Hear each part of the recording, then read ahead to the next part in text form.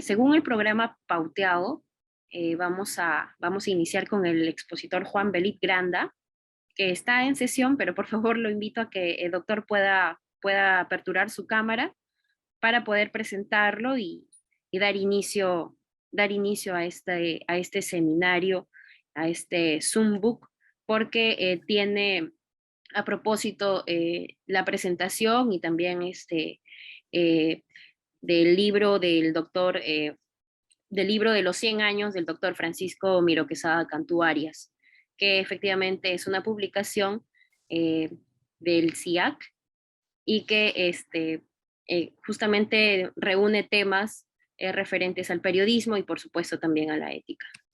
El expositor Juan Belit es ex congresista y ex jefe del Consejo de Inteligencia, ha sido redactor de El Dominical y también del diario El Comercio, y esta noche va a disertar acerca de deontología y la información.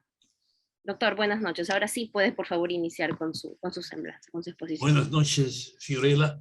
Queridos amigos, buenas noches. Para mí es un honor y un placer estar con ustedes en esta que es una noche, digamos, especial. Estamos reunidos todos los amigos para hablar de un tema que sin lugar a dudas es un tema muy sensible en el ejercicio del periodismo. Pero además de eso, este seminario Ética y Periodismo está dedicado a una de las figuras del periodismo más importantes y representativas que ha tenido el Perú, que es Francisco Miro Quesada Cantú Arias, que como ha dicho aquí Fiorella Cubas, la moderadora de este programa, fue director del diario El Comercio y fue director del suplemento dominical, donde tuve yo la oportunidad de trabajar muy cerca de él, puesto que fui jefe de redacción, lo que los norteamericanos llaman editor,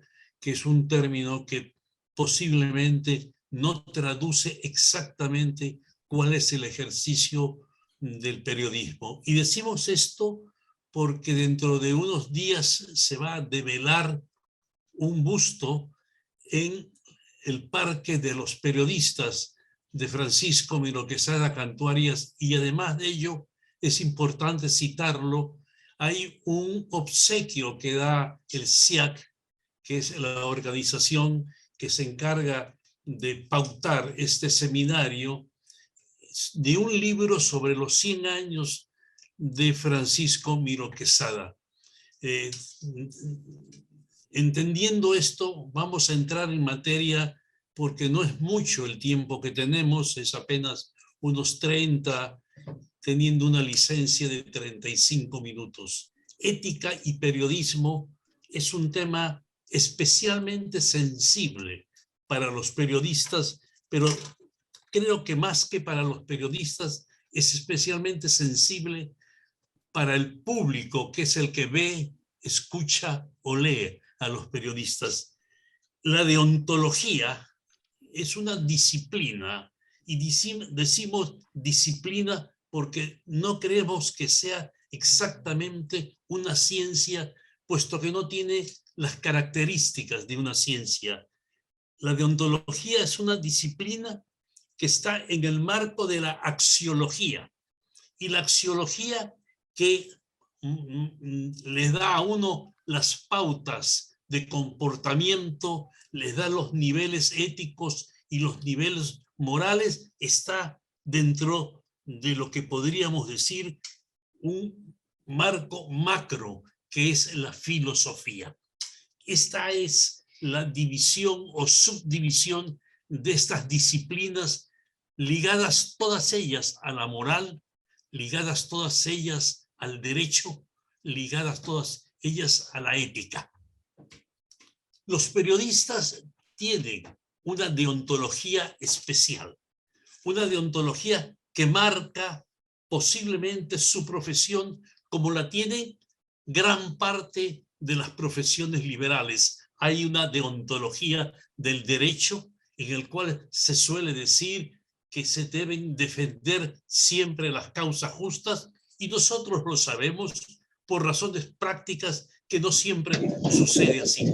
Ahora sí, existe una deontología médica en la cual los profesionales de la medicina hacen un juramento hipocrático y ese juramento hipocrático está ligado también a las normas deontológicas, que es defender la vida, defender la salud, preservar la existencia humana y tratar de disminuir el dolor. Hoy, cuando algunos países y algunos estados empiezan a permitir o admitir que una persona entonces se pueda eliminar, es decir, esa eutanasia que se da y se genera por tener una enfermedad muy dolorosa, una enfermedad en estado final, porque una persona no puede decidir, sino sus familiares, porque ya es en un estado vegetativo cuya comprensión del mundo está muy largo de hacerlo, entonces se decide que puede esa persona aplicarle esta suerte de suicidio. Muy bien, pero en el periodismo, ¿cuál es la deontología? Existen dos posiciones muy claras y muy definidas. Una que dice que la deontología es la disciplina que permite u obliga al periodista a decir la verdad siempre y cuando ésta no afecte algunos intereses. Pero hay otra posición que la defiende lo que podríamos llamar las normas que se dieron en Sevilla en los años 96, 97, que la ha recogido también los colegios de periodistas de la mayor parte de América Latina, en la que se manifiesta que lo más importante para el periodista es la verdad. Esta es la tesis que ha llevado adelante una figura también casi legendaria para los latinoamericanos, que fue periodista y fue novelista como Gabriel García Márquez, y que su fundación precisamente la promueve. Es el respeto irrestricto a la libertad. ¿Nosotros a qué nos podemos acoger? Yo creo que aquí hay una división, que es la división que hay en el mundo. Y disculpen ustedes que me aventure a tocar este tema, que es un tema, digamos, muy sensible. Y yo me acojo a una frase que tiene Eduardo Galeano. Y Galeano dice, el mundo está dividido en dos partes, los indignados y los indignantes, cada cual que se ponga en el lado que mejor le parezca. Posiblemente esta concepción y esta visión nos lleva cada uno a decir, yo me ubico en esta posición. Yo me ubico en la posición de que hay que defender los intereses, por ejemplo, del país, de la patria, de la nación, del Estado, y que hay que evitar que muchos de sus elementos clasificados o secretos se hagan públicos. Y otros que suelen decir, no, hay que sacar a la luz y que cada cual juzgue de acuerdo a su misma posición. Esto ha llevado muchas veces a los periodistas a estar entrampados en esta suerte de extraña posición filosófica. García Márquez dice, la deontología es como un moscardón que nos interrumpe cada vez que estamos escribiendo, pero no está lejana su posición de alguien opuesto en el tiempo, que era Sartre. Jean-Paul Sartre, en una obra de teatro muy célebre que se llama precisamente Las moscas, dice Sartre, las moscas que son los valores, y muchos de estos valores nos interrumpen en la vida.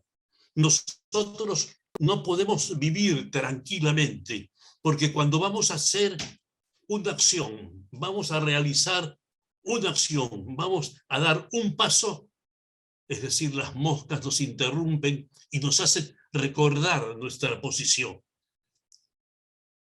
Los israelíes tienen una posición que está ligada obviamente a la religión y que está inscrita, está posiblemente sintetizada en una mano que le dice detente cuando vayas a cometer una acción que esté reñida con la moral. Detente. Es una mano que tiene una serie de inscripciones en la palma y que cuando se cae, cuando uno, podemos decir dentro de un marco, digamos, religioso, peca, que este no es un término utilizado en la sociología, entonces esa mano, que es la misma mano, se voltea para levantar al que ha caído.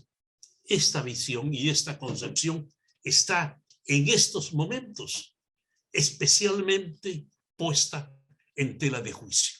Y está especialmente puesta en tela de juicio porque hace muy pocos días una institución que hackea algunas computadoras, que penetra en algunos esquemas de la seguridad, precisamente ha entrado en ejércitos de América Latina, como el de México, como el de El Salvador, como el de Chile, como el de Colombia y como el del Perú.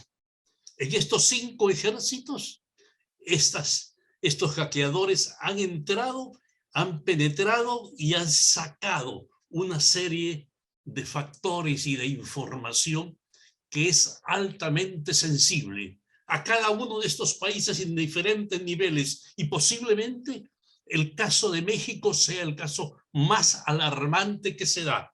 ¿Y por qué decimos que es el caso más alarmante? Porque México ha sido develadas, han sido llevadas a la luz un aproximado de 4 millones de documentos, donde prueban desde seguimientos que le han hecho a periodistas, desde seguimientos que le han hecho a diplomáticos acreditados en el gobierno de México, al cual México como Estado tiene no solo la potestad de preservar su seguridad, sino además la obligación de velar por la seguridad de los diplomáticos.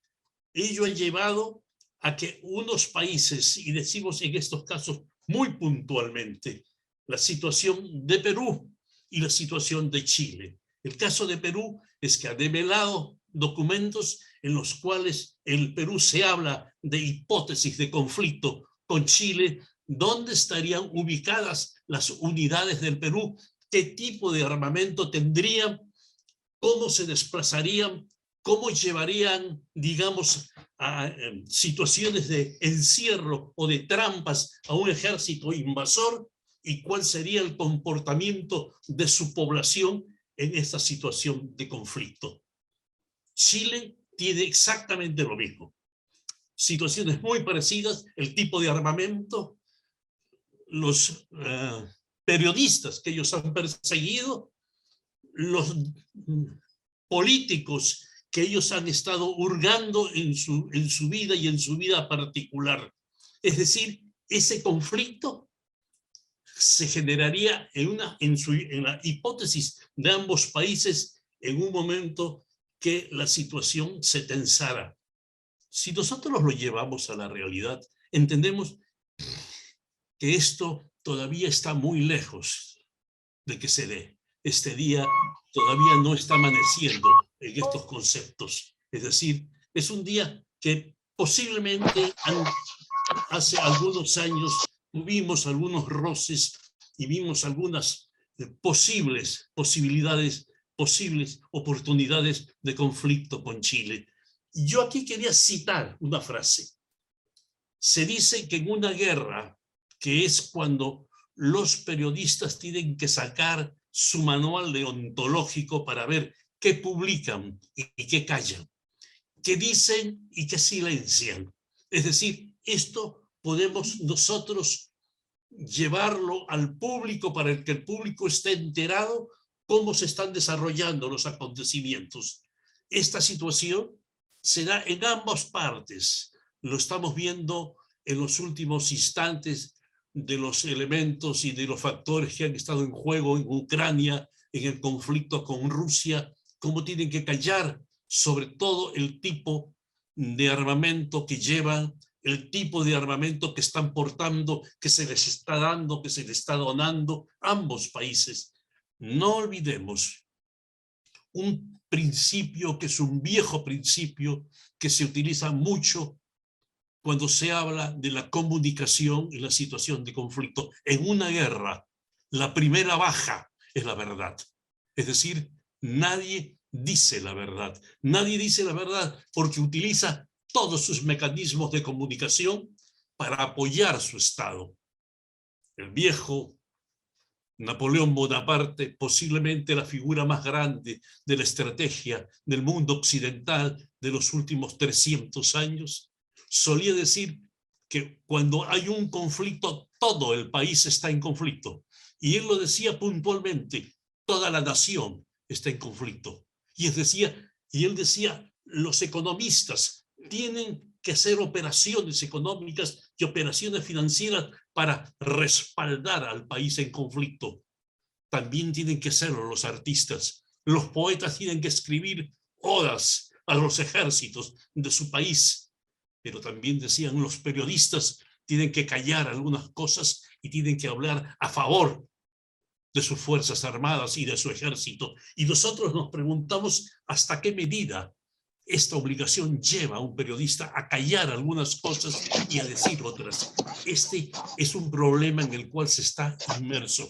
Inmerso en los últimos tiempos, y habíamos dicho, porque este grupo de hackers que se llaman Guacamayo ha puesto en evidencia no solo las fortalezas y los mecanismos clasificados y la información secreta que puede tener, sino también ha puesto en evidencia las debilidades que tienen los analistas políticos. Es decir, debilidades muy obvias, muy evidentes, muy laxas. Es decir, análisis que uno lo puede decir, estos análisis se los hace hasta un niño de los colegios o un joven que está en la secundaria. Puede ser análisis más profundo de los que hacen los analistas militares. Ese es un tema, pero ese es un tema que nos lleva a nosotros a una serie de hechos y de elementos que se han dado y que han conmocionado en algunas oportunidades algunas grandes naciones. No olvidemos que en los años 60 se salieron a la luz unos documentos que se llamaron Pentágono Paper, los papeles del Pentágono, que fue una investigación periodística que la dirigió un conocido periodista del New York Times que se llamaba, ha fallecido hace algunos años, David Ellsberg.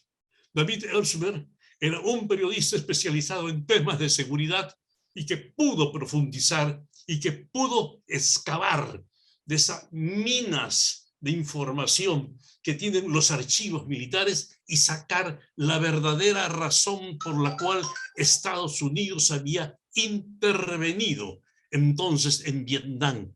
Es decir, no había ninguna razón de preservar la democracia, ninguna razón por la cual se decía Estados Unidos puede ser amenazado en la eventualidad de un conflicto por las fuerzas de Vietnam. Era increíble que se utilizaran estos términos y estos recursos para justificar una acción. No muy lejos de estos acontecimientos, después se han dado algunos que podríamos llamar destapes de la olla y que han salido todas las burbujas oscuras que guardan estos recipientes de los secretos militares. No olvidemos, y no olvidemos que hace algunos años, y muy pocos años, y muchos de ustedes recuerdan, los Wikileaks de Julian Assange, que también salieron a la luz una serie de documentos que se habían intervenido ministerios de Relaciones Exteriores, pero especialmente el Departamento de Estado de los Estados Unidos, y uno podía leer en esta documentación elementos que eran más que nada frívolos. ¿Cuál era el tipo de, digamos, de café o de té que tomaba la señora Cristina Kirchner en la Argentina? ¿Cuál era la actitud que tenía diferentes personajes? ¿Qué le decía la señora Angela Merkel a su cocinera? La gran pregunta que nos hacemos nosotros es ¿cuánto de secreto hay en ello para que después Julian Assange haya sido acusado de sacar a la luz pública toda esta documentación. Sin lugar a dudas, también había documentación clasificada. Pero miren, esto sucedió con Julian Assange y al cabo de un tiempo también se dio una situación muy parecida cuando un personaje, Edward Snowden, que trabajaba para una empresa que tercerizaba información de la Central de Inteligencia Americana, la hoy día legendaria CIA, y sacó a la luz estos documentos. Sacó a la luz estos documentos y después lo persiguieron a él. La gran pregunta que uno se plantea es, ¿estuvo dentro del marco de la deontología lo que él sacó o debió callarlo? ¿O estuvo también dentro del marco ético de un periodista de sacar a la luz todos aquellos elementos que el público debe saberlo? El público está en la obligación de saberlo porque el público paga sus impuestos, pero el público siempre está preparado para esto.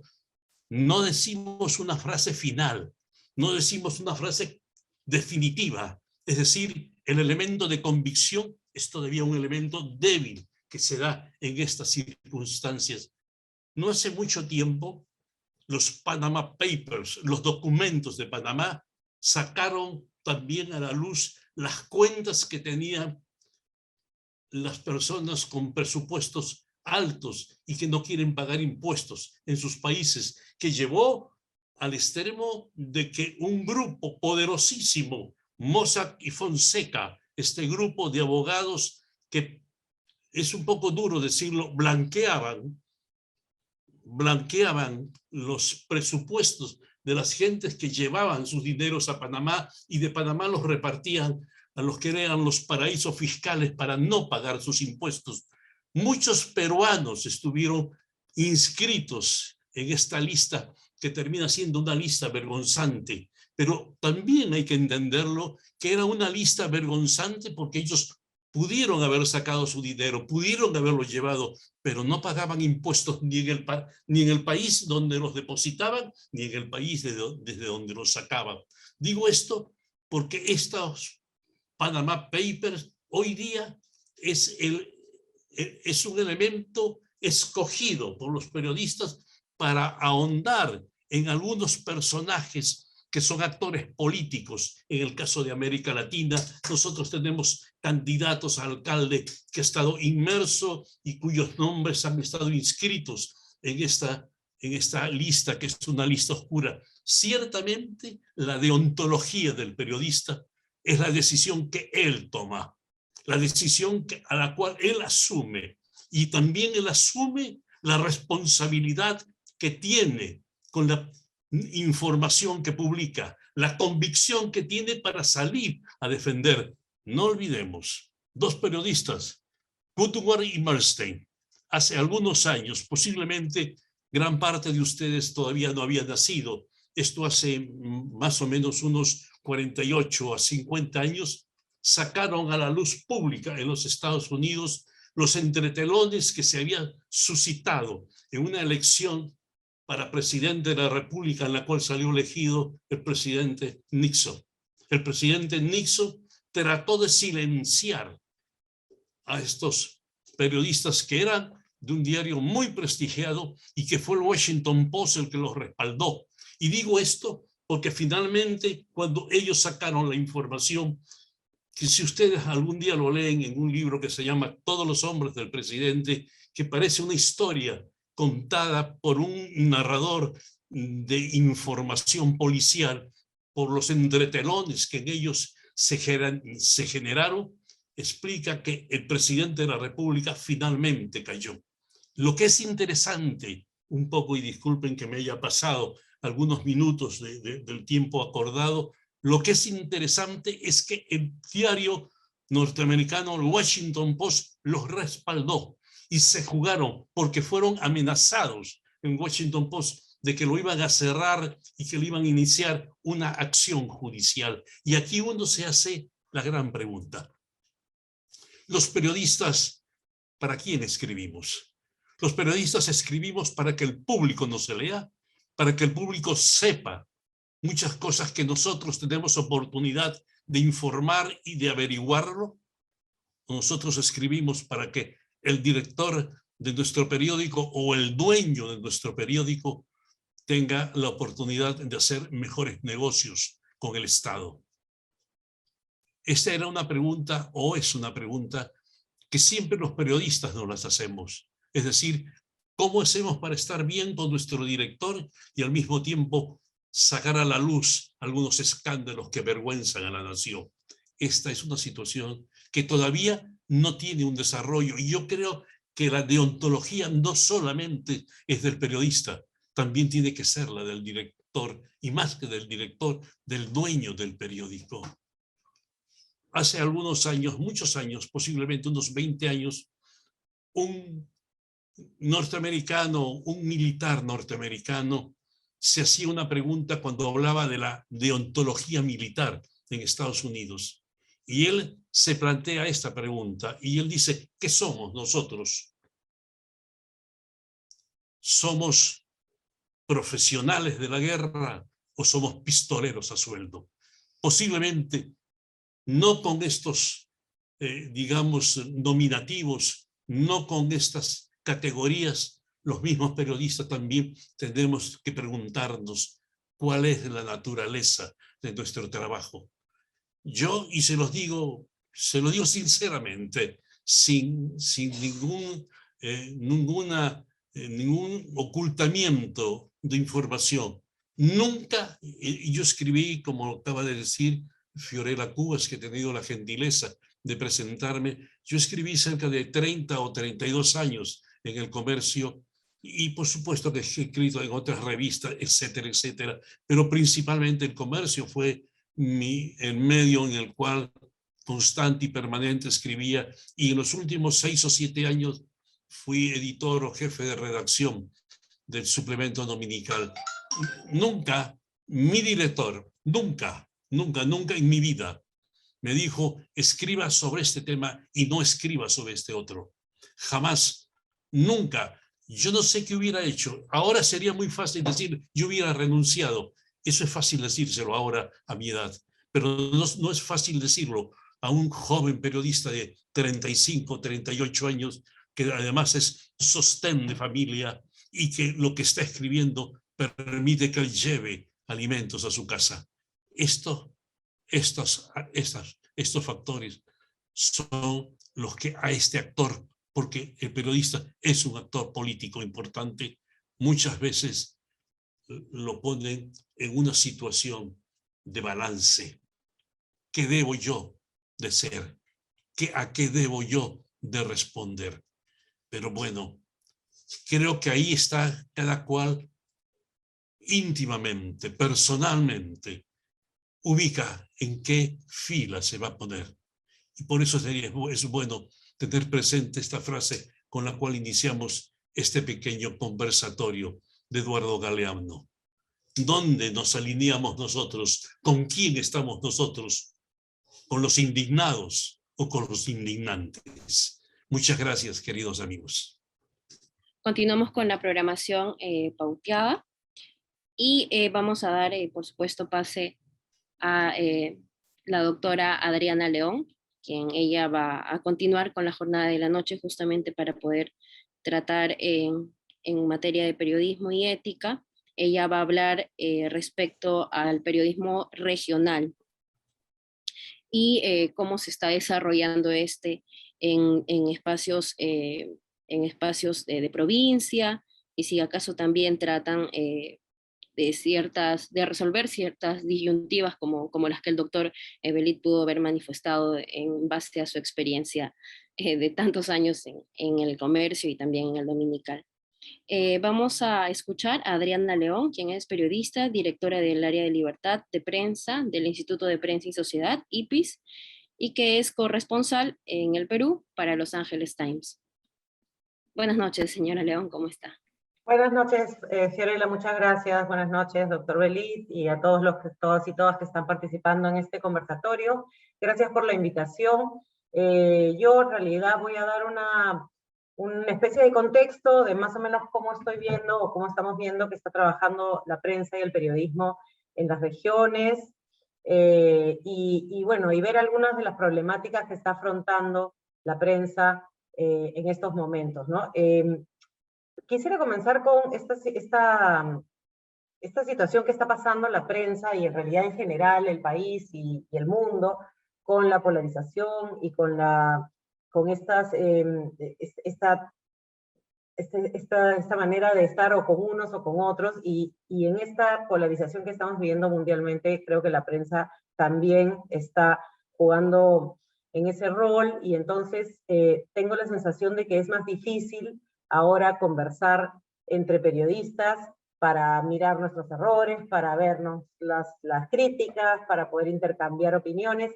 Ya es muy difícil hacerlo. Recuerdo hace unos años en el IPIS podíamos hablar, por ejemplo, sobre los petroaudios, el caso que era un tema de dilema ético en el periodismo, porque era lo que ahora se conoce como periodismo de filtración. En ese momento, si la prensa estaba o no jugando un rol de vocero de la empresa que no había ganado los petroaudios, etcétera.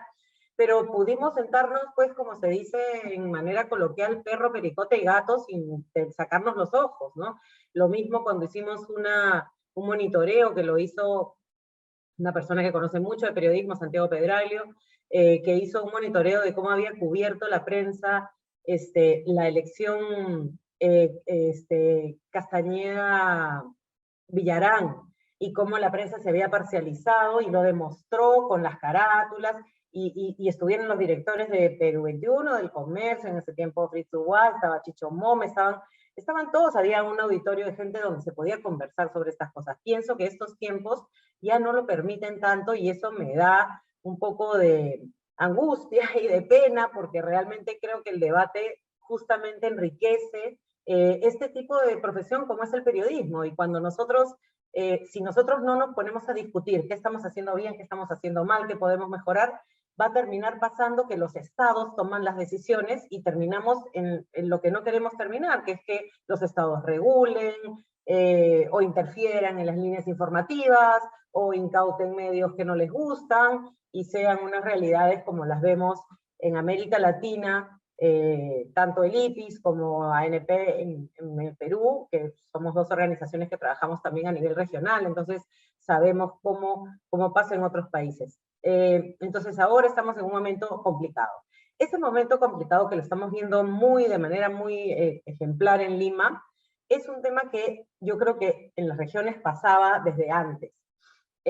No tanto el tema de la polarización y el tema de no sentarse a discutir sobre la ética y sobre cómo trabajar el periodismo de calidad, ¿no? Era más una discusión sobre quién estaba con quién, en unos discursos donde hay varios periodistas que están recibiendo, digamos, dádivas de políticos o de empresas, y entonces un ambiente bastante como este sistema corrupto que está enquistado en todas las áreas de nuestro país y que está tan normalizado, también creo que pasa en la prensa, ¿no? Entonces, pienso que han habido iniciativas. La prensa en regiones trabaja en unas condiciones muy, muy malas, muy pobres, en el sentido que sus medios no los respaldan.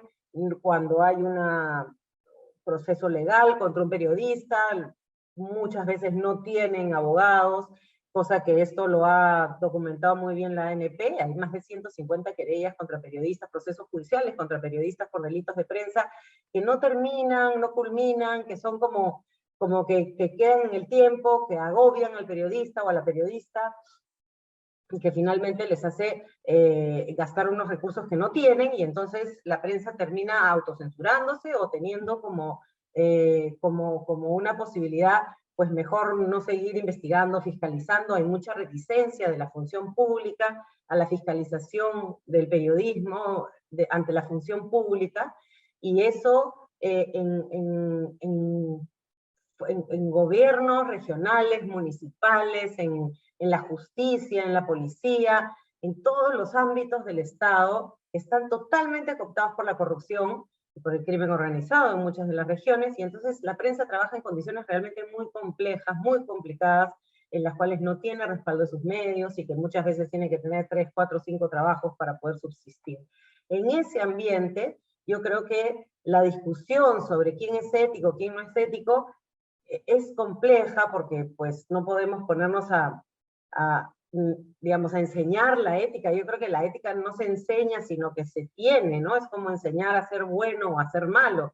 Cuando uno es periodista tiene unos principios muy, muy fuertes, ¿no? Y muy dirigidos a no mentir, a buscar la verdad, a hacer periodismo por la ciudadanía, a saber que si uno miente, está mintiéndole a la audiencia, y que es muy peligroso generar o prestarse a campañas de desinformación en estos tiempos, pero también de demolición de candidatos contrarios a otros. Es decir, cuando la prensa juega un rol que va más allá de su principio, que es la información y revelar o buscar la verdad, enfrentándose a hechos que pueden ser comprobables.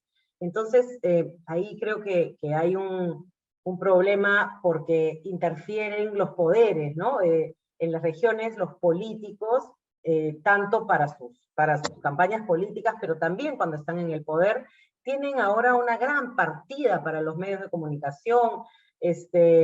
Están siempre buscando qué periodista puede contratar para que destruya a su enemigo político o para destruir a otro periodista que está fiscalizando la función pública o la campaña de un candidato, o un periodista o una periodista que esté mirando el financiamiento político, por ejemplo, ¿no?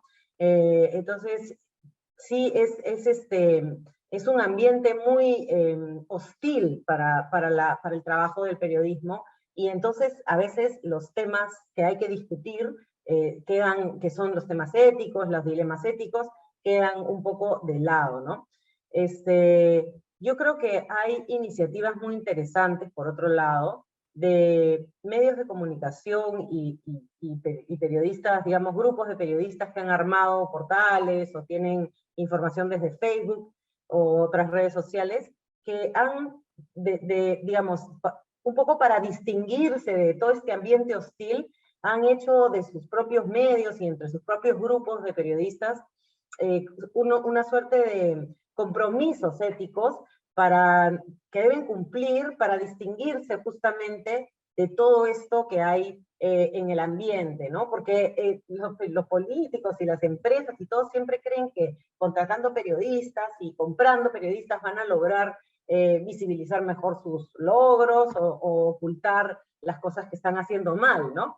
Pero hay un gran grupo de periodistas que trabaja de una manera así como, digamos, con pocos recursos, con poca defensa legal, con pocos equipos, pero están ahí trabajando, haciendo el periodismo bueno, que les nace por vocación, ¿no? Y eso a mí me parece muy valioso. Entonces quisiera, digamos, rescatar algunos casos, como por ejemplo, siempre pienso en la radio La Voz de la Selva, de Iquitos, de Loreto, que tiene un gran alcance y que ellos tienen un cuidado muy especial en su código de ética, ¿no? Siempre están actualizándolo, conversando con la población, preguntando si es que quisieran más de consumir de información, qué tipo de información, siempre están consultando con su audiencia, y eso me parece como fundamental. Es un gran ejemplo de cómo uno puede trabajar no solamente de manera ética, sino llegar realmente a la ciudadanía de la manera en que la ciudadanía también necesita la prensa, ¿no? Porque tenemos una prensa que hace política, que fiscaliza, que sigue a los políticos, a la corrupción, pero también tenemos una prensa que está haciendo una labor social con la comunidad, ¿no? Y eso me parece que debe ser importante, sobre todo en zonas donde se necesita mucho una voz para poder, pues, obtener justicia, educación, salud, etcétera, ¿no? O sea, muchas veces los medios de comunicación y los periodistas terminan siendo esta voz que necesita la ciudadanía para que, pues, se le atienda en sus necesidades fundamentales y elementales, ¿no? Entonces, eso, por ejemplo, me parece un buen ejemplo. Después, he estado, en este año, he viajado por algunas regiones para conversar con algunos periodistas que son, digamos, nativos digitales, no necesariamente tan jóvenes, pero que han tenido que virar digamos, del papel o de la tele o de la radio, porque cuesta muy caro alquilar un espacio, en el caso de la tele o la radio, o también porque pues el papel ya no, tampoco es muy caro, mantenerlo, dónde se imprime, entonces han ido a lo digital. Y hay realmente cosas bastante interesantes que además están dedicándose al periodismo investigativo, ¿no? Y eso me parece que es bien importante reflejar. De hecho, son periodistas que terminan colaborando con medios nacionales. Dicho sea de paso, a mí me parecería que los medios nacionales, si necesitan, requieren de información regional, deberían ser un poco más formales con los, perdón, con los contratos con estos periodistas, ¿no? Porque muchas veces se les pide y de repente se paga por ahí un cachuelito. O sea, yo sí creo que debería, si los medios nacionales requieren de estas informaciones, deberían pues formalizar contratos y hacer un trabajo más formal que les permita a estos periodistas también trabajar mejor, ¿no? Por ejemplo, en zonas de emergencia, en zonas como el BRAEM o en zonas de frontera, donde muchas veces suceden muchas cosas, pero que la prensa nacional requiere estas informaciones y no de una manera formal, y eso sí creo que es un vacío. Pero bueno, estos periodistas están trabajando en asuntos muy interesantes. He visto en Cajamarca, en Loreto, en Piura, periodistas que están haciendo un trabajo, por ejemplo, de trabajo con fuentes, para hacer fuentes a nivel judicial y a nivel policial, que es un trabajo de largo aliento, ¿no? No es un trabajo de cualquier día tú no tienes fuentes así nomás, es un trabajo que vas cultivando tus fuentes, vas haciendo confianza, preproducción de un trabajo periodístico que he visto con pues, grata sorpresa, que se está haciendo de una manera muy técnica, ¿no? A pesar de que muchos de los periodistas son, digamos, han aprendido en la calle, ¿no? Y eso me parece que es valioso, y eso también tiene que ver con la ética, porque estos periodistas saben que las fuentes siempre hablan con un interés, que tienen que buscar más de 3 fuentes, que tienen, en fin, una serie de cosas que son como las cosas principales del periodismo, de cumplir en el periodismo, y eso se está haciendo, y creo que eso hay que resaltarlo, saludarlo, y además felicitarlo, porque no se hace realmente de una manera bastante difícil, con muy pocos recursos y con muchas amenazas. Los periodistas en las regiones, las y los periodistas tienen no solamente esta problemática, digamos, laboral, sino también están sometidos pues a amenazas, a arreglaje, a juicios, a querellas, acoso, seguimiento. En el caso de mujeres periodistas también hay ciberataques, trolls que son muy específicos en la violencia de género, ¿no? Y entonces, en un ambiente así tan fuerte, pues yo creo que la prensa está logrando trabajar bien, ¿no? Bien, y además hay grupos de periodistas que están formando periodistas en las regiones, y eso también me parece que se nota mucho, y es muy bueno. Ojo Público, Convoca, tienen programas específicos con periodistas regionales para temas específicos en zonas ambientales, con temas ambientales, en zonas de crimen organizado lo mismo, sobre cobertura electoral, por ejemplo, ¿no? Para mirar todas estas hojas de vida, todas las publicaciones que hay de los candidatos. Y otro trabajo que también ha sido bastante resaltado en las regiones ha sido la colaboración de periodistas en portales de verificación y de combate a la desinformación, ¿no? Tantos candidatos, estas cifras que saca Peruche, que es increíble, tantos candidatos que han mentido, cosas que han mentido, pero ya unas mentiras gigantescas, y ahí ha estado la prensa mirando, colaborando, verificando, ¿no? Creo que eso es bien importante, y pienso que hay que dar ahora un paso más, ¿no? Porque estos periodistas y estas periodistas tienen que trabajar en mejores condiciones. No sé de qué manera todavía, no sé cómo podría hacer que este trabajo sea, digamos, para sobrevivir, ¿no? Para ganar un sueldo y que tengas un seguro de tus equipos, de tus periodistas. Pero sí creo, por ejemplo, que los medios nacionales tienen una responsabilidad en eso, porque yo creo que los medios nacionales tienen mucha información de regiones que no está formalizada en contratos o en convenios de trabajo por cierto tiempo, con ciertas condiciones, ¿no? Bueno, y eso es un poco lo que les quería contar y resaltar, y bueno, atenta a las preguntas que puedan tener. Gracias. Gracias, Adriana, por la exposición y por lo importante que comentas, ¿no? Una realidad que es poco visible, cómo ciertos periodistas llevan a cabo su labor a pesar de las amenazas, a pesar también de la precarización laboral que existe en provincia, y creo que es valioso también tomar en cuenta de manera integral, ¿no? Los grupos de periodismo y también las condiciones que ellos tienen que afrontar. Igual invoco si es que algún participante tiene alguna inquietud o en todo caso quisiese hacer un aporte, que pudiera hacerlo a través de la casilla del chat.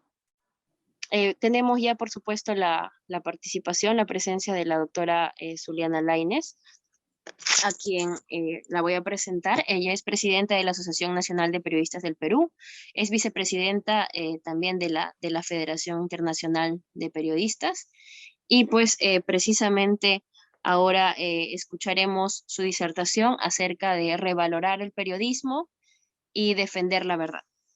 La escuchamos, doctora Lainez. Gracias, muy buenas noches. Primero, agradecerles la invitación y además un gusto siempre coincidir con Adriana, con Eloy, con el doctor Belit en este tipo de reflexiones, ¿no?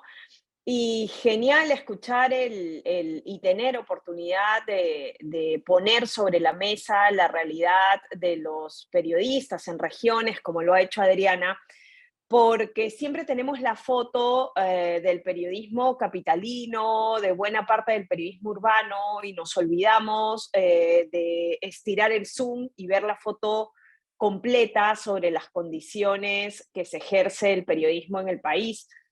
Y Adriana hablaba de las contradicciones que a veces tenemos entre los propios periodistas, y estoy convencida que hace unos minutos debe haber tenido ella tan bombardeado el WhatsApp como yo por esto que en simultáneo acontece en Palacio de Gobierno, con la protesta que han hecho un grupo de periodistas, colegas de la prensa local, puesto que había una convocatoria de prensa solo para prensa extranjera en Palacio de Gobierno, y hablaba en este breve lapso de tiempo con unos y otros, y algunos nos manifestaban la protesta porque prácticamente los habían mantenido encerrados en una de las salas de Palacio sin poder entrar a la conferencia de prensa, y otros colegas nos decían que la conferencia había sido exclusivamente convocada para prensa extranjera y que era algo que también en otros momentos se estilaba así, ¿no? Entonces, esa parte de esa fotito de hace 3 minutos también es parte de las contradicciones con las que nos encontramos todos los días en medio de un escenario que es realmente complicado, ¿no? Y no es solo complicado por las condiciones en las que se ejerce, porque, ojo, hay problemas, por supuesto, con el Ejecutivo, pero ni los problemas de la prensa empezaron con Castillo, ni terminarán cuando no esté Castillo, sino que hay problemas también para el ejercicio de la actividad periodística desde los demás poderes del Estado. Aquí se ha hablado de la judicialización a periodistas en este país, y hay que decirlo con todas las letras, la instrumentalización que hay del sistema de justicia, especialmente de la ley penal, para no resarcir honor o buena reputación de autoridades, sino más bien para darle un escarmiento a los periodistas para que no aborden determinados temas. Justamente hoy por la mañana hablábamos con un periodista en Lima que ha sido denunciado por escribir una nota, denunciar un tema de corrupción en Iquitos, y el funcionario de Iquitos, de los servicios forestales, le pedía una reparación civil de 100.000 soles, ¿no? Nosotros nos preguntábamos con el equipo que estaba evaluando la querella, si ya, así como se habla muchas veces de mala fe de los periodistas al momento de escribir una nota, si pedir una reparación civil de esa magnitud también no habla de mala fe de parte de un querellante, ¿no? Porque no creemos de que esa magnitud de indemnizaciones pueda estar directamente proporcionada con una necesidad de resarcir honor o buena reputación, sino que creemos, y reitero, que es una necesidad de escarmentar a los periodistas para que no se atrevan a seguir hablando de determinados temas. Pero no es solo eso, es también el Ministerio Público. Nosotros en los últimos meses teníamos información de Piura, de Puno, de fiscalías pidiéndole a los periodistas, citándolos con el pedido expreso en las citaciones de que revelen su fuente, ¿no? Y hace muy pocos días, cuando coincidíamos en una mesa multisectorial con representantes del Estado, Ministerio Público, Sistema de Justicia, Policía y periodistas para ver cómo podíamos entre todos ponernos de acuerdo para que hayan mejores condiciones de seguridad y para la propia actividad periodística. La representante del Ministerio Público nos decía de que su deber es perseguir el delito y que ellos necesitaban conocer de dónde conseguían la información los periodistas justamente para cumplir su función. Y eso solo demuestra el absoluto desconocimiento que no solo hay de lo que precisa el ordenamiento jurídico en el país, no es solo el secreto profesional, una garantía protegida constitucionalmente, sino que hay un fallo del Tribunal Constitucional que es clarísimo sobre el tema de reserva de las fuentes en el caso de la actividad periodística. Entonces, en medio de todo ese escenario, que son las amenazas latentes que hay para el ejercicio de actividad periodística en el país, trabas de acceso a la información, hasta hoy que ya no hay ni obligación de utilizar mascarilla en algunos lugares, todavía hay espacios regionales, locales, donde la pandemia sigue utilizándose como excusa para no dejar entrar periodistas a actos que son de interés público y que tienen que cumplir con un principio de transparencia y de publicidad, ¿no? Pero más allá de eso, a la par, nosotros como periodistas confrontamos, de hecho, con una crisis de confianza también, ¿no? O sea, confrontamos con una crisis de confianza desde el lado de la ciudadanía y confrontamos con una crisis de confianza que de hecho en algunos casos se ha ganado a pulso, ¿no? Recordemos solamente, y quizás esto es parte de lo contradictorio que es nuestra actividad,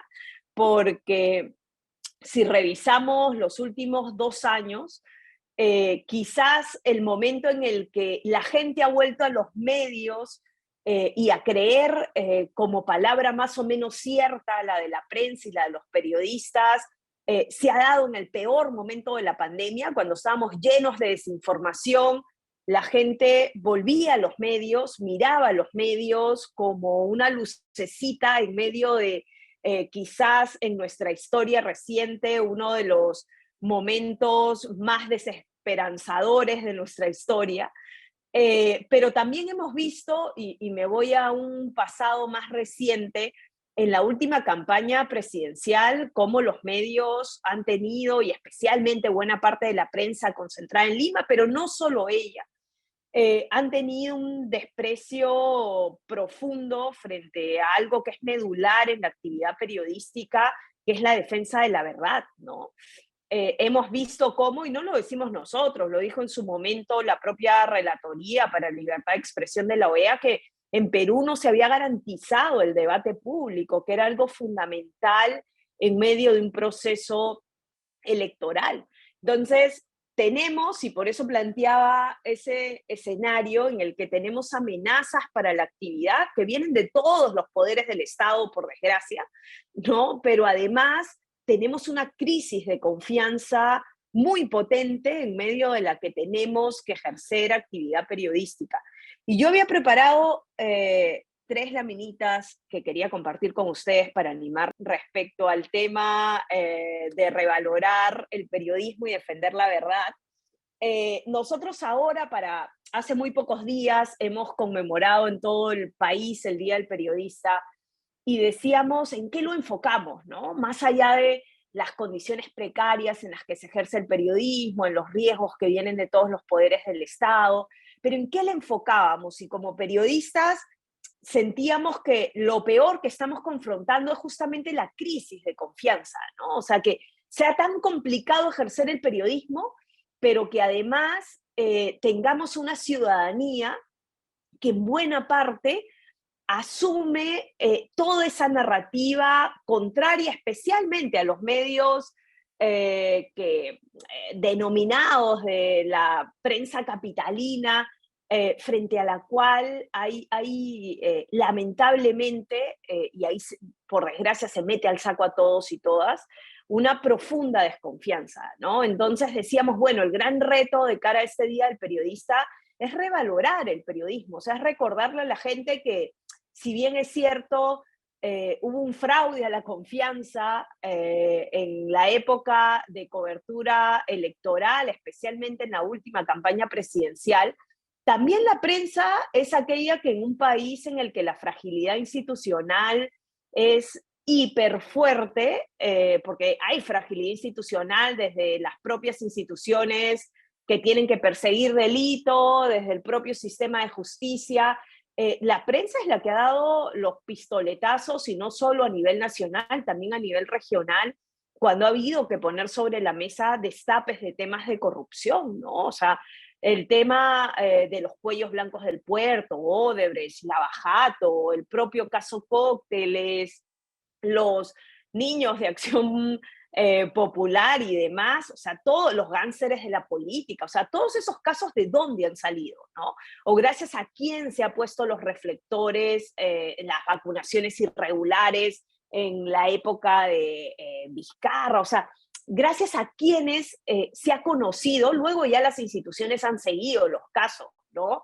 El aparato de Estado, pero ¿quién ha puesto los reflectores? ¿Quién ha dado el pistoletazo de salida? Ha sido el periodismo.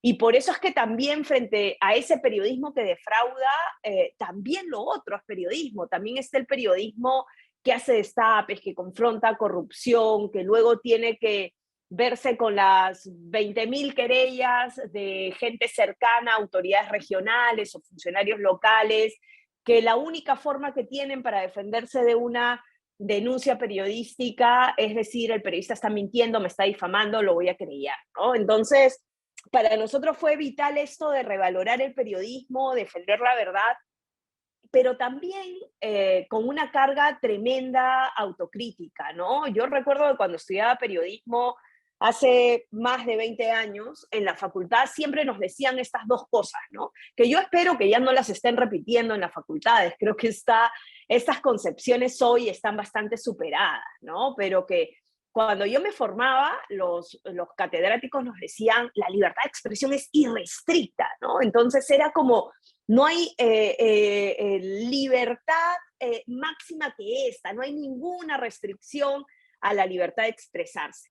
Y hoy todavía lo escucho a veces en algunos sectores, esto de que la mejor ley cuando se trata de actividad periodística es la que no existe, ¿no?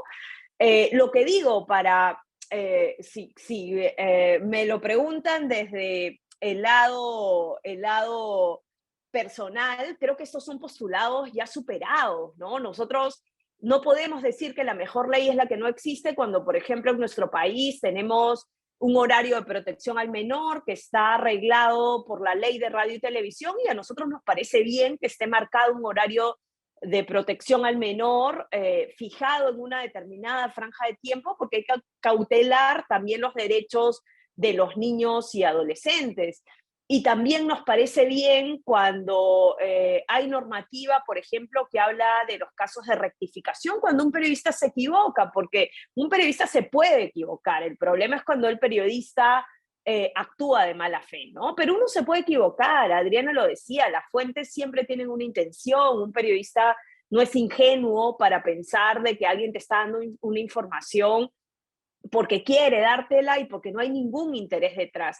Siempre hay un interés, puede ser un interés bueno, puede ser un interés malo, lo importante es que uno tenga la capacidad de definir qué quiere esa fuente, por qué te está dando esa información, y sobre todo que no te conviertas en un tonto o una tonta útil de esa fuente, sino que entiendas que la información que tienes y que vas a relevar tiene altísimo interés público y que sobre todo has cumplido con los principios básicos de la actividad periodística, que es por lo menos no creerte todo lo que te dan, te entregan, te enseñan a pie juntillas, sino que tengas que ir con esas 3, 4, 5, 6 o 7 fuentes para corroborar aquello que has recibido, ¿no? Pero estos postulados, lo decía, tienen que estar superados porque la libertad de expresión no es irrestricta, la libertad de expresión no lo soporta todo, no protege todos los discursos. O sea, discurso del odio no es libertad de expresión, pues discriminación no es libertad de expresión. En este país hay una ley que combate la discriminación.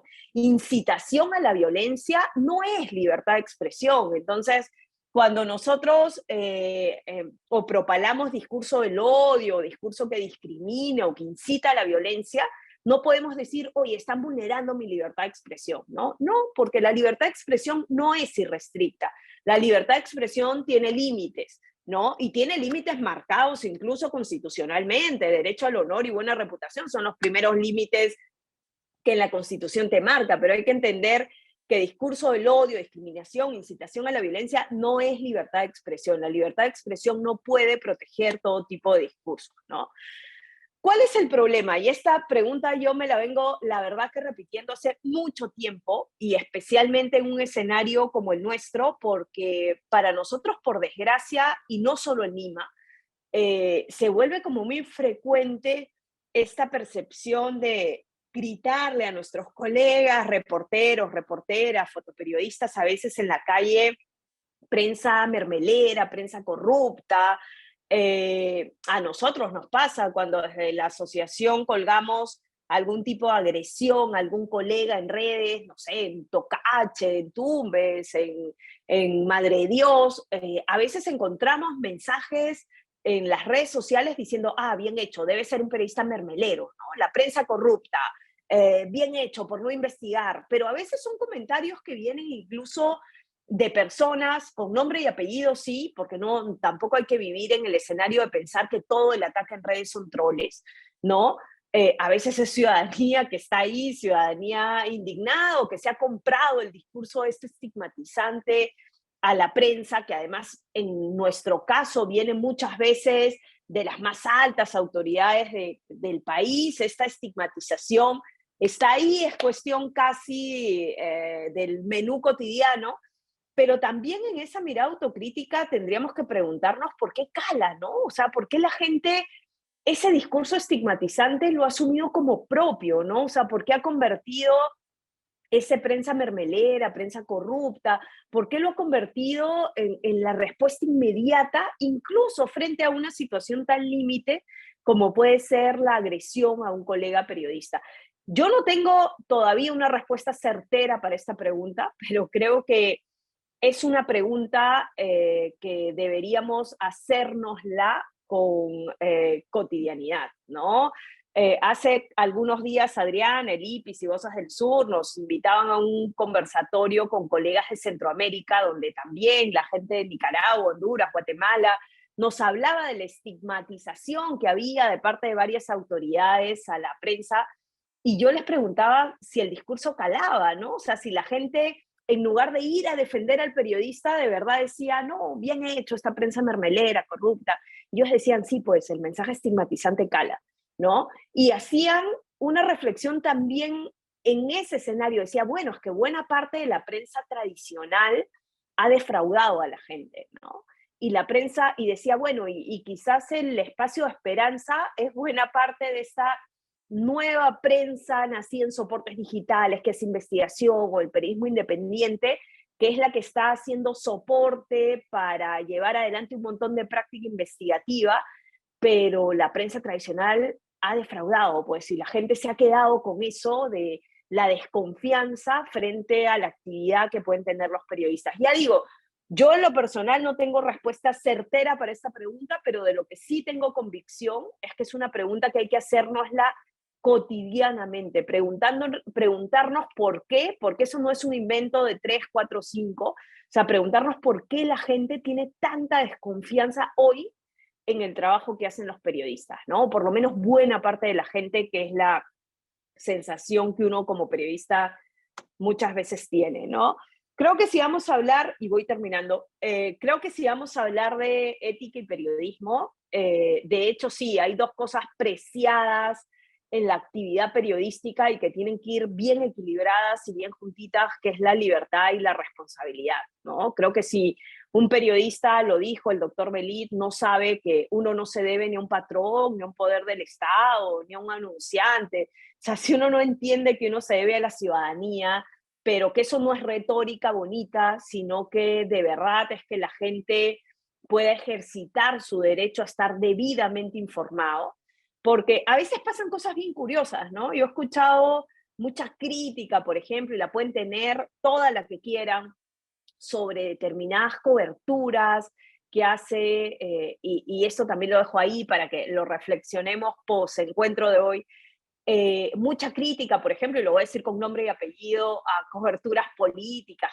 o enfoques que a veces puede tener RPP sobre algunos temas políticos, pero después ves que cuando la gente tiene un problema, ¿no? Y no lo atiende en un hospital, o hay un incendio, o quiere denunciar algo, llama al rotafono de RPP, ¿no?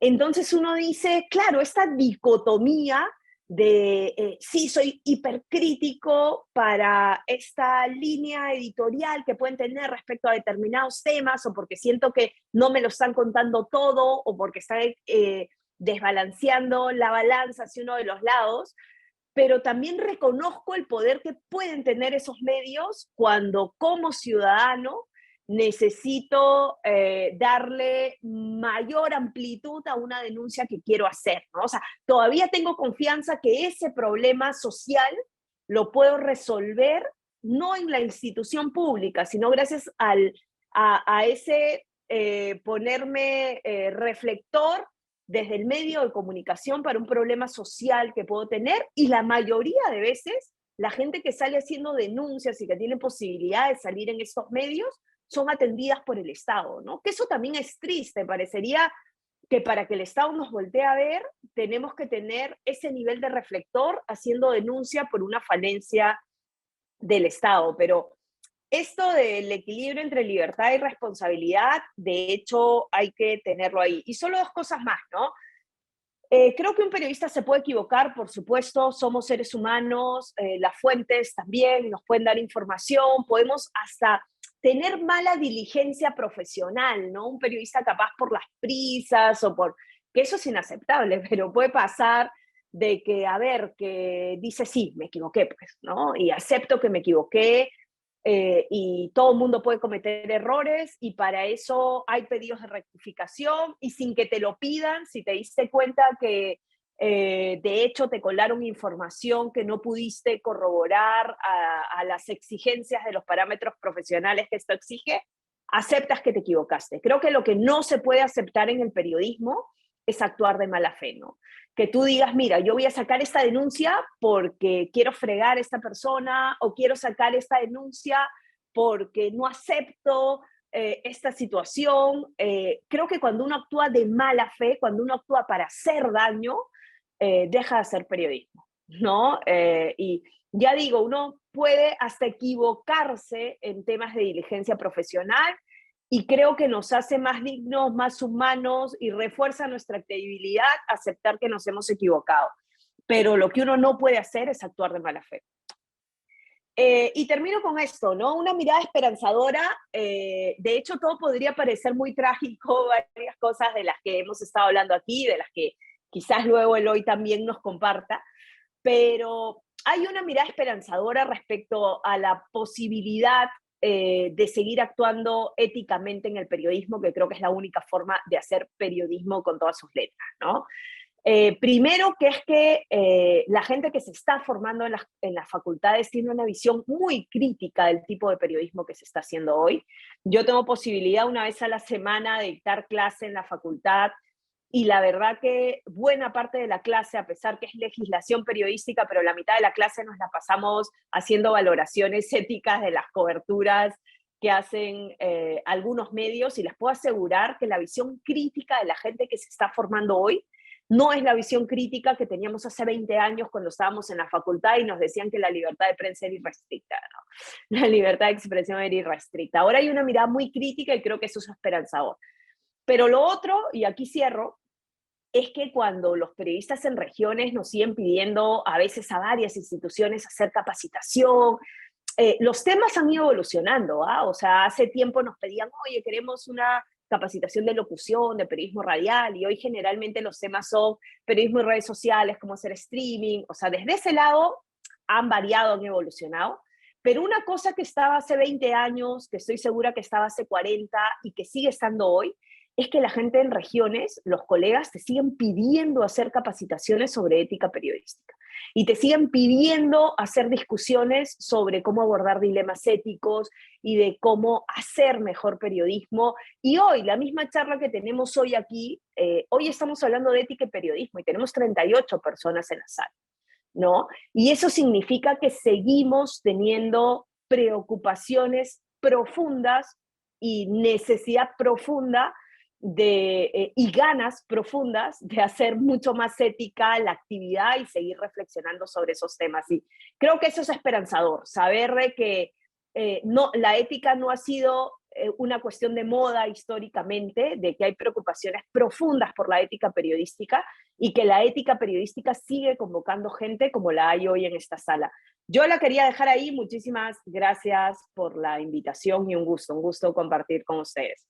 Gracias, Zuliana, por tu exposición y también por tocar un punto de vista que no se había comentado antes, ¿no? Como es el hecho de la ciudadanía, de qué es lo que piensan, de la autocrítica y también de esta necesidad de responsabilidad para poder informar, ¿no? Creo que sí son aspectos valiosos y muchísimas gracias por tu participación. De todas maneras, ya el chat está habilitado para si es que alguien desea hacer algunos comentarios y podamos leerlos, por supuesto.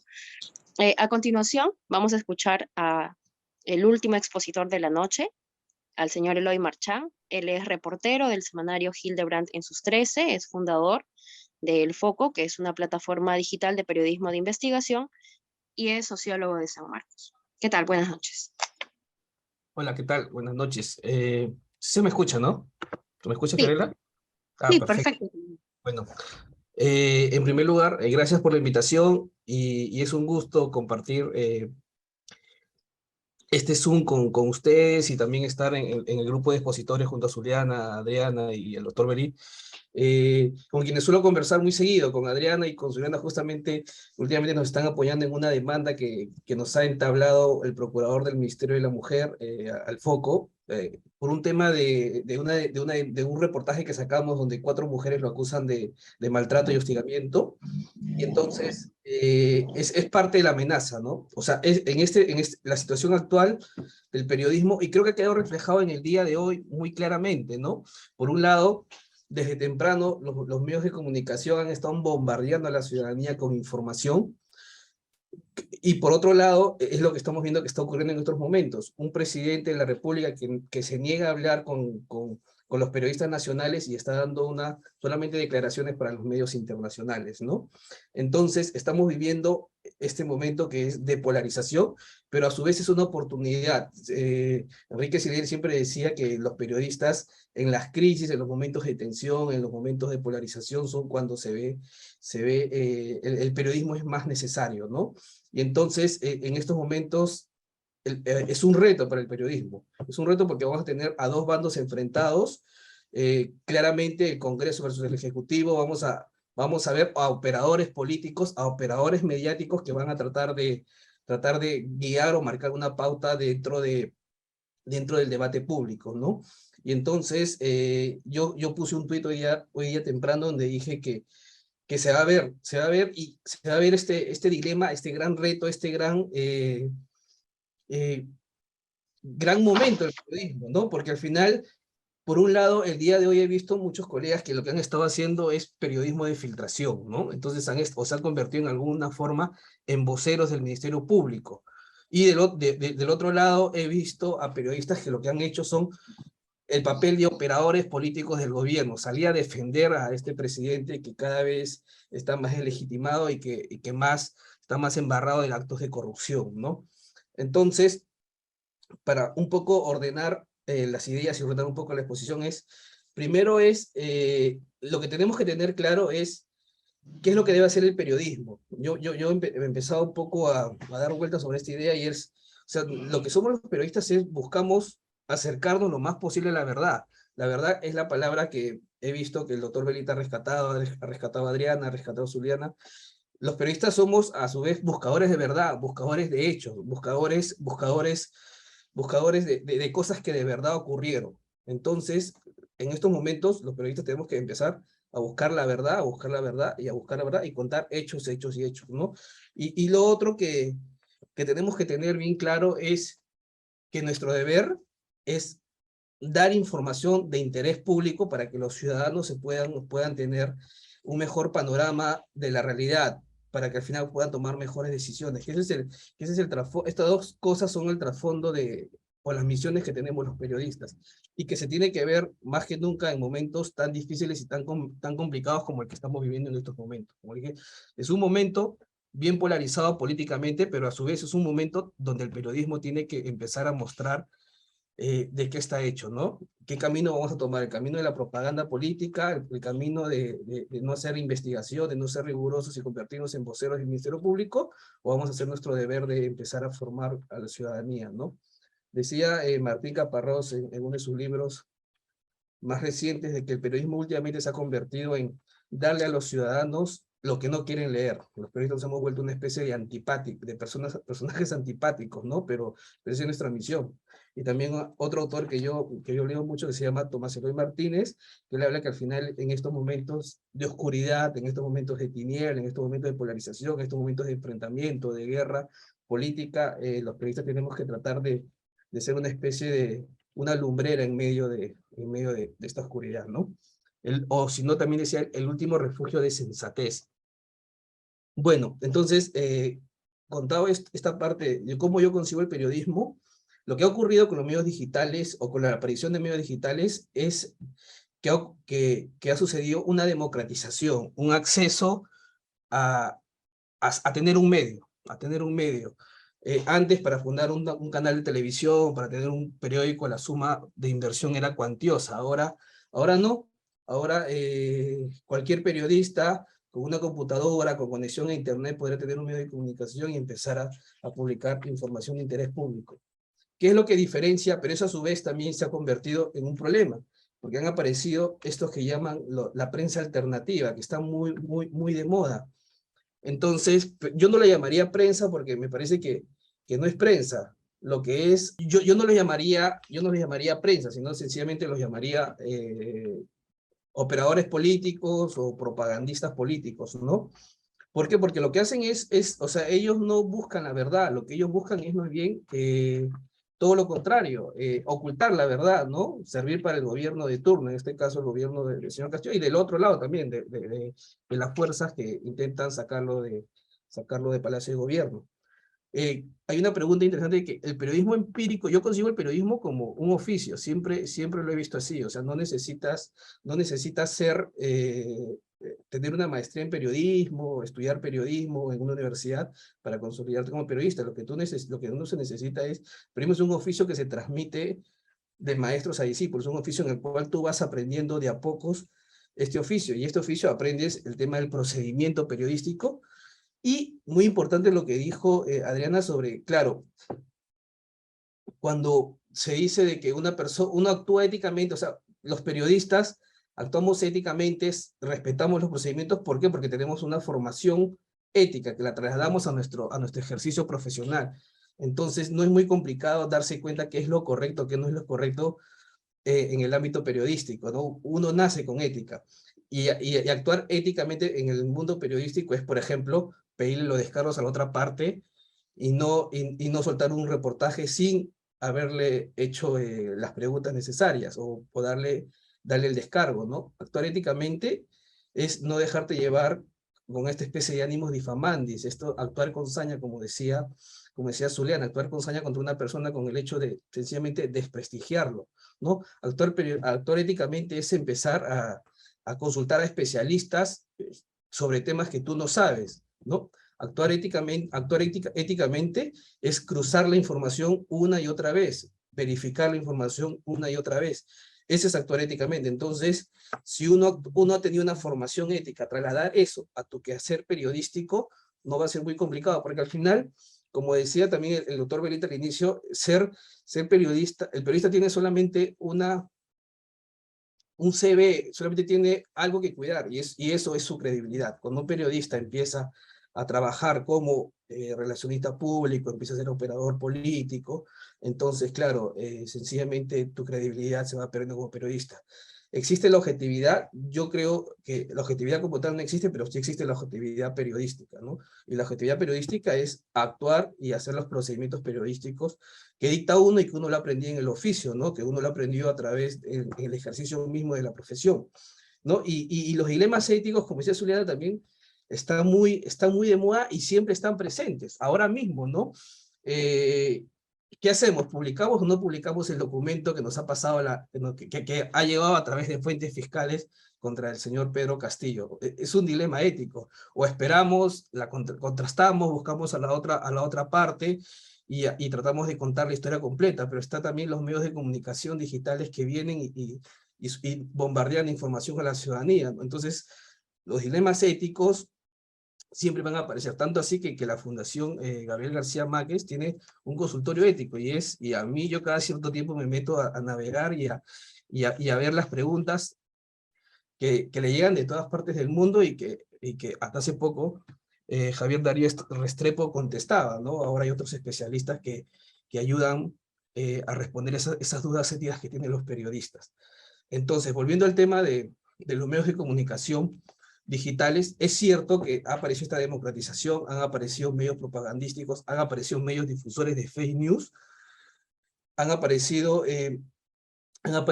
sicarios mediáticos a través de las redes sociales, pero ahí está la diferencia entre hacer periodismo y hacer propaganda política. Entonces, el problema para el público es en identificar quiénes son los medios, porque pues, yo recibo de mis amigos de mi colegio, son grandes difusores de fake news y tengo que estar constantemente desmintiéndolos, ¿no? Y además eso se ha convertido en una especie de una especialidad del periodista, ¿no? El periodismo de fake news, que es algo que de algún modo los periodistas siempre hemos hecho. Los periodistas, el hecho de contrastar, verificar, confirmar, es una especie de un procedimiento de verificación de datos que todavía lo hemos hecho, pero ahora se ha convertido en una especialidad ante la avalancha de temas mediáticos de las redes digitales, de las redes sociales. Entonces, cuando hablamos de estos nuevos medios, es una gran oportunidad porque ha abierto esta esfera que estaba cerrada hace un tiempo, en el cual para tú ser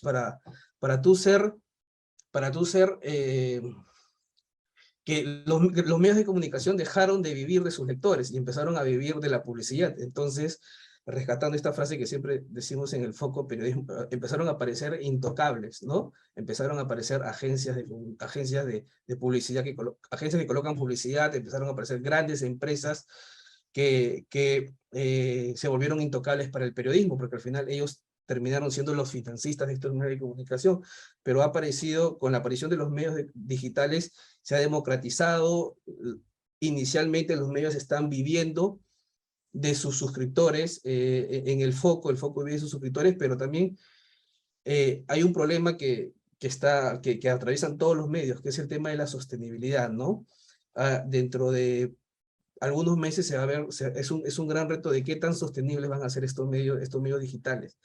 ¿Por qué? Porque el tema de las suscripciones en el Perú no está funcionando, lamentablemente, y entonces los medios han empezado a buscar otras formas de financiar, ¿no? Uno de ellos es el tema de los fondos del extranjero.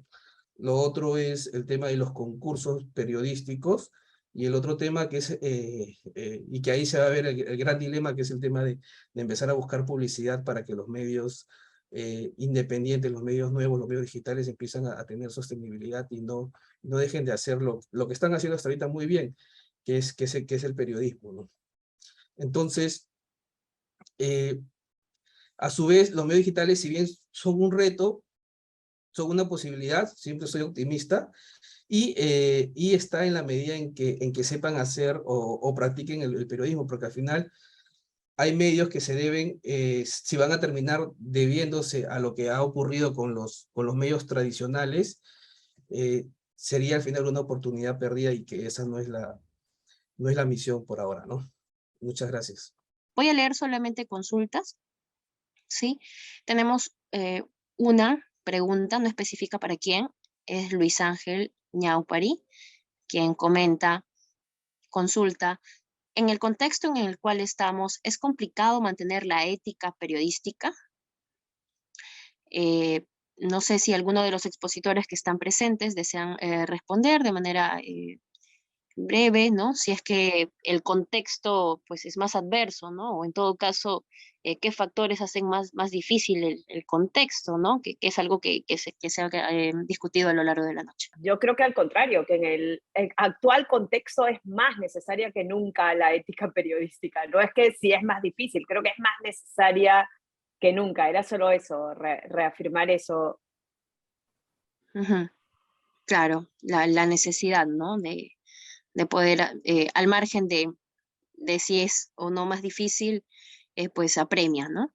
Correcto. No sé si Eloy desea hacer algún comentario al respecto. Yo creo que lo que ha dicho Zuliana, como lo que ha dicho Adriana y lo que ha dicho Eloy, que han estado muy bien enmarcados y han hablado de una realidad que estamos viviendo en el Perú, pero yo creo que no es solo el Perú. Yo creo que el planeta está hoy día en ese nivel de riesgo, pero más aún, yo creo que el trabajo del periodista siempre ha sido un trabajo riesgoso.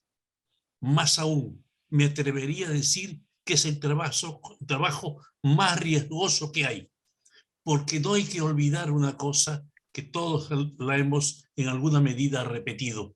El periodista busca la verdad y el viejo principio que dicta: ten cuidado cuando busques la verdad, porque tienes el problema de que puedes encontrarlo. Esa verdad a la cual el periodista investiga y puede llegar es a la que le temen todos. Le temen tirios y troyanos, les teme el gobierno y les teme la oposición. Ambos suelen decirles a los periodistas mermeleros, y suelen decirle mermeleros porque es la mejor manera de disuadirlos de que sigan buscando la verdad. Es decir, hay que insultarlos para rebajarlos. Pero yo con esto termino. Pero también ahora dijo una cosa muy interesante, Zuliana, de que hay un grupo de jóvenes que son jóvenes esperanzadores, que son jóvenes que no tienen confianza en la prensa formal que ahora nosotros vemos, televisiva, radial o escrita, sino que ellos están buscando sus propios canales para poder mostrarse y para poder decir lo que ellos sienten. Y yo esto un poco lo reduciría a una frase que tenía Martí, y decía: cuando en un pueblo hay mucha gente que no tiene dignidad, existe un grupo pequeño que tiene la dignidad de un pueblo. Muchas gracias, Fiorelita. Fiorella, solo algo muy breve. Creo que los periodistas tenemos que hacer nuestro trabajo, ¿no? O sea, un periodista, lo que divulgue, lo que revele, no siempre, casi nunca, le va a caer bien a todo el mundo, especialmente a quienes sean afines con aquello o aquel a quien estás poniendo en el centro de la revelación, pero creo que hace unos días le rendíamos un justísimo homenaje a Edmundo Cruz y me acuerdo mucho de cuando cerró, y le recomiendo a todo el mundo que lea la entrevista que publicó Domingo este fin de semana, la verdad que es una cátedra de periodismo, pero él cuando cerró el homenaje dijo: un periodista debe saber que nunca ni se va a hacer rico con esto, ¿no? Quien se mete al periodismo pensando que va a tener riquezas, equivocó totalmente la vocación, pero decía un periodista, lo que sí sabe y debe tener la certeza es que si hace bien su trabajo, puede caminar por la calle con la frente en alto, ¿no? Ir a poner tu cabeza en la almohada tranquilo o tranquila. O sea, creo que un periodista, siempre hemos dicho, ni en el periodismo ni en ninguna otra profesión, uno es moneda de oro para que todo el mundo esté de acuerdo con la posición que estás teniendo. Es más, entre periodistas, lo decía Adriana, a veces entre nosotros tenemos, y ojalá que las tengamos más, pero tenemos discusiones sobre percepciones determinadas situaciones, si esto se debe hacer, esto no se debe hacer. Esas discusiones son buenas y de hecho las hemos perdido y deberíamos recuperarlas, pero un periodista debe saber que si puede ir por la frente en alto en la calle y poner la cabeza tranquilo en la almohada, el trabajo se ha hecho, ¿no? Y si la gente se da cuenta que no estamos actuando de mala fe, que no estamos siendo serviles a un determinado poder político, económico, de otra índole, sino que estamos haciendo con nobleza el trabajo que nos corresponde, la empatía la recuperas. Cuando tú tomas partido por algún interés, falseas información, la gente se da cuenta que no le estás contando las cosas como están sucediendo, va a haber no empatía, va a haber antipatía total al trabajo que estamos haciendo, ¿no? Yo creo que si honramos verdad, si la gente sabe que estamos haciendo honestos o honestas con nuestro trabajo, va a haber empatía con la gente y vamos a recuperar confianza en la gente.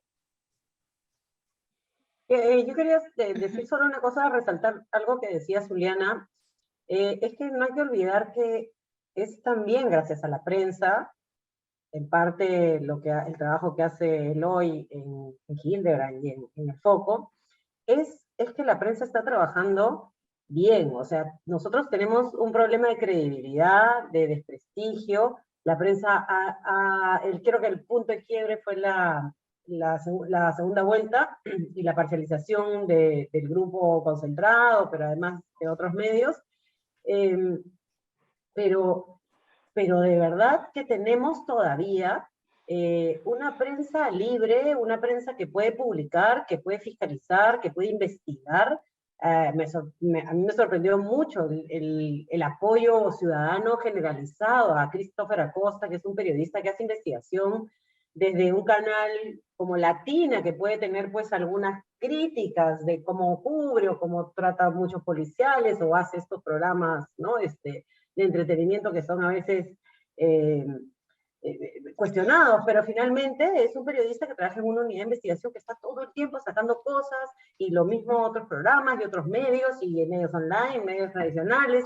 Entonces, y eso yo creo que lo hemos construido desde la caída de la dictadura, desde la caída de Fujimori y Montesinos, que logramos recuperar de alguna manera el derecho a la libertad de prensa y de apreciar que exista una prensa libre que pueda fiscalizar. Por supuesto que hay mala prensa, pero con todas las cosas, rescato solo lo que dice Catalina Botero, que es la ex relatora para la libertad de expresión de la Comisión Interamericana, que sí me quedó bien grabado, que es que sí, hay mala prensa, siempre hay mala prensa, pero estos gobiernos autoritarios, estos gobiernos con faltas de transparencia, estos personajes como López Aliaga, que agrede de esa manera a los periodistas, en realidad se quieren quedar con la mala prensa, no con la buena prensa, ¿no? Entonces, el peligro de que se meie la libertad de expresión o la libertad de prensa, o sea, acose, como el caso de Eloy, en el tema de los juicios, la utilización de la justicia para censurar periodistas,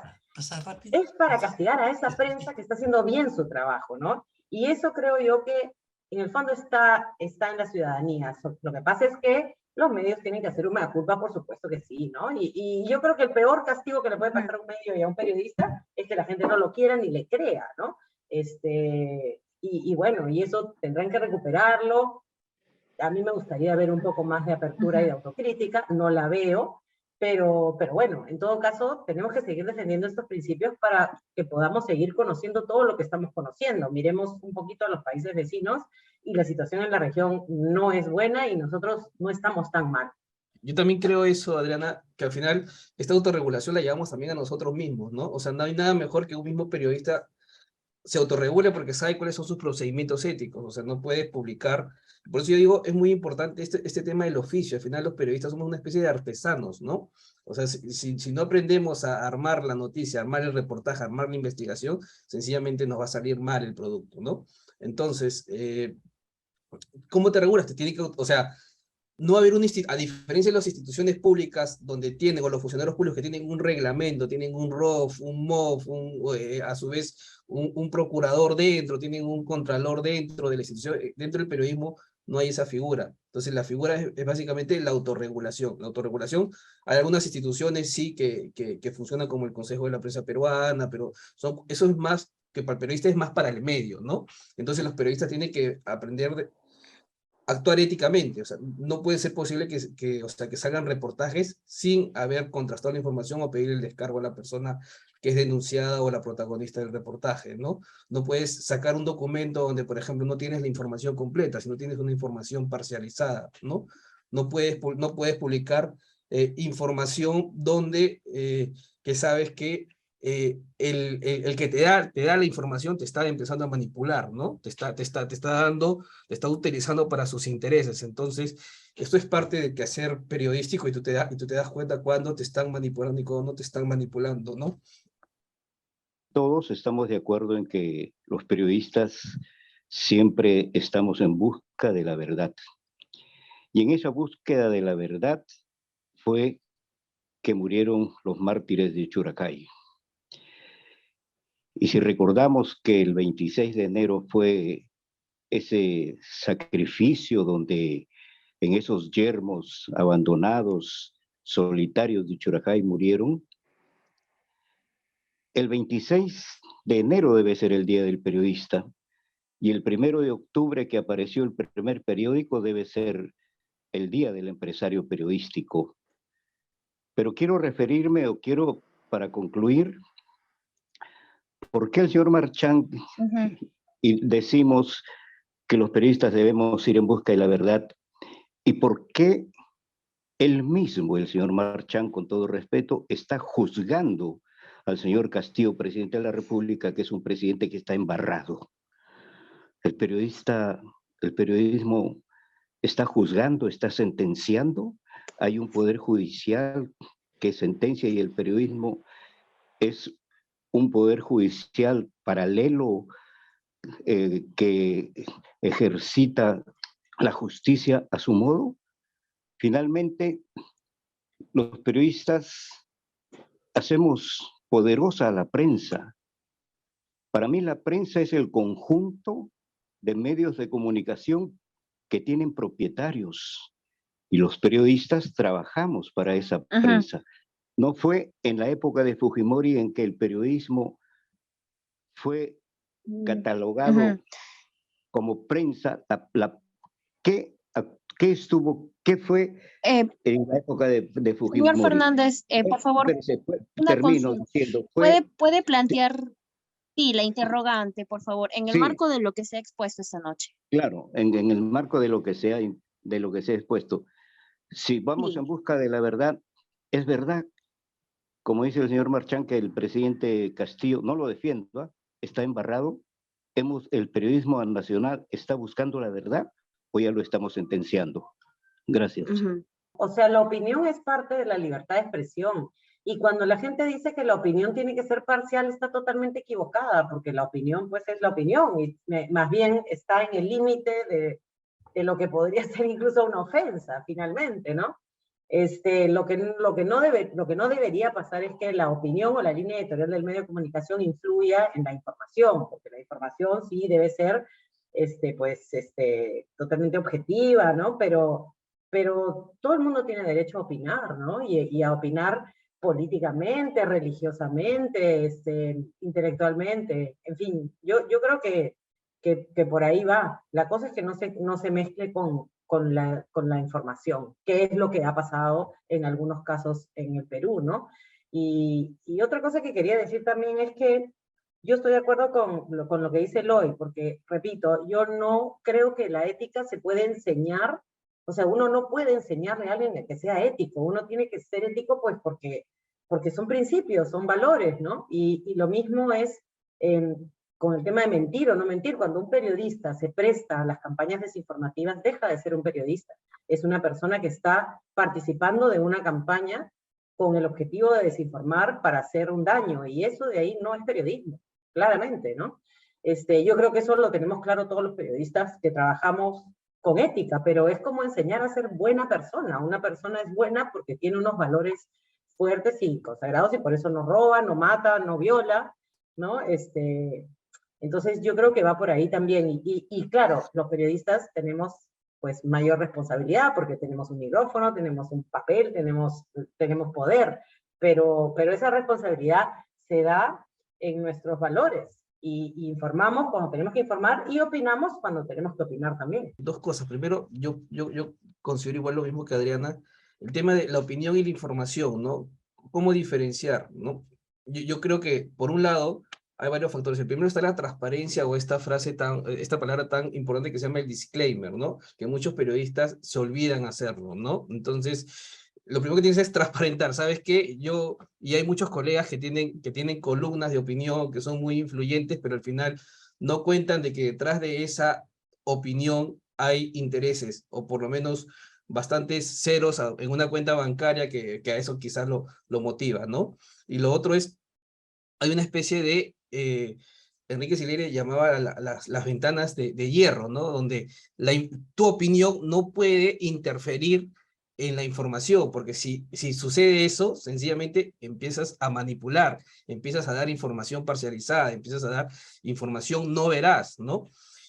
Eso es por un lado. Y por otro lado, respondiendo a la pregunta del señor Fernández, cuando dice por qué esta palabra que usé de que Pedro Castillo se encuentra embarrado, parte de buscar la verdad también es no ocultarla, o por lo menos no obstruirla, o no maquillarla, ¿no? Entonces, en esa línea, decir que el señor Pedro Castillo no está embarrado es sencillamente decir la información no completa, porque hay una serie de acusaciones, hay colaboraciones, hay testimonios, hay documentos, hay audios. Entonces, si decimos que el señor Pedro Castillo no está embarrado, sencillamente yo estaría mintiendo, estaría manipulando la información y no estaría contando, como tratamos de hacer los periodistas, la historia completa.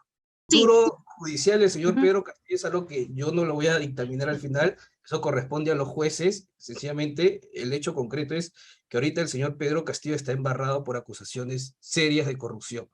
De que el señor debe ser vacado, no debe ser vacado, debe dar un paso al costado, debe renunciar, eso ya es un tema totalmente distinto.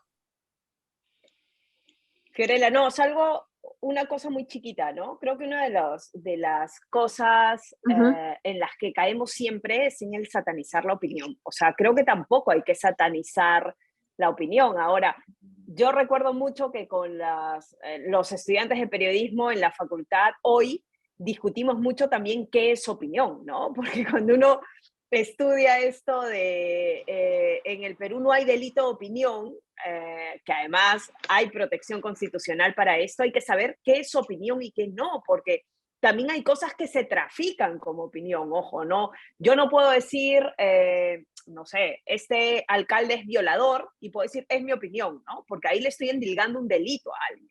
Entonces ahí hay como líneas muy finas que de hecho hay que tenerlas claras, pero ya digo, si nosotros defendemos las libertades en la concepción que ni siquiera la libertad de expresión es irrestricta, porque lo decía discurso del odio, no sé, cuando un conductor de televisión salió con una pistola en la televisión, eso no es ejercicio de libertad de expresión, ¿no? Y eso hay que decirlo con absoluta claridad y podemos discutirlo en otros, podemos dar para 2, 3 horas de discusión sobre eso, pero incitación a la violencia no se puede camuflar con libertad de expresión y endilgar delitos a alguien tampoco se puede camuflar en opinión, pero hay libertad de opinión y no hay que satanizar la opinión. O sea, creo que ahí hay como líneas hiperfinas en las que nos toca transitar en esta actividad, pero absolutamente de acuerdo con lo que decían Adriana y Eloy, y no voy a reiterar ahí, pero quería hacer ese aporte. Recordarás, Zuliana, un caso en Madre de Dios, un periodista que le dijo al gerente municipal robamoto. Entonces el juez, el gerente denunció, probablemente era robamoto, pero no había ninguna prueba, y ganó el gerente. Entonces el juez le dijo al periodista, bueno, usted tiene, ¿no?, una amonestación por haber calumniado a este señor, porque no tiene ninguna prueba de haberle dicho ladrón. Sin embargo, el juez excedió y le impidió ejercer por un año por no estar colegiado. Entonces, bueno, ahí ya tuvimos que protestar, pero me parece un buen ejemplo, porque ahí él decía, no, pero es que yo he opinado que es un robamoto. Tú no puedes opinar que un tipo se ha robado las cosas, porque eso no es opinión, ¿no? Puedes decir que no te gusta su manera de ejercer la función pública, ¿no? O hasta que te parece, qué sé yo, feo. Hay un caso extremo de un periodista en Pucallpa que le dijo enano Enano erótico erótico. al presidente de la A un Corte y fiscal. terminó preso 6 Sí, meses, ¿no? sí. Totalmente desproporcionado, porque estaba opinando, era una opinión, digamos, de muy mal gusto, pero era una opinión. Pero además entre los Ujú. periodistas, ahí lo cierro, pero sabemos cómo utilizar eso, ¿no? O sea, por ejemplo, en el caso de funcionarios que tienen acusaciones fiscales sobre algo, no estará probado, pero puedes decir que esa persona está acusada de eso, porque hay una acusación fiscal, ¿no? Entonces, creo que es eso, mientras nosotros no faltemos a la verdad y sepamos que estamos cimentando nuestros dichos en hechos, en cosas que están ahí, que se pueden probar, creo que uno se puede ir a dormir tranquilo a la almohada. Y hay algo muy sofisticado que últimamente ha aparecido, que es el tema de las columnas de opinión investigativas. No sé si han escuchado esto, que acá lo practica, por ejemplo, Ricardo Sea, Gustavo Gorriti, ¿no? Estas columnas donde mezclas, y en Colombia Daniel Coronel, mucha información, mucha investigación, y también haces párrafos de opinión, ¿no? Que es una corriente muy interesante dentro del periodismo. Bien, muchas gracias a todos los expositores de esta noche, porque creo que se ha cumplido con el objetivo de este seminario, de este Zoombook, que discute algunos tópicos acerca de periodismo, de ética, en base a vuestra experiencia. Agradecer mucho al doctor Juan Belit Granda, que pues en más de 40 años ejerciendo el oficio ha podido darnos valiosas enseñanzas en materia de cómo tener que lidiar con este tipo de situaciones y también, por supuesto, a nivel internacional, ¿no? ¿Qué otros conflictos se han dado en materia de ética y el desentrañar una situación o mostrar la verdad, ¿no?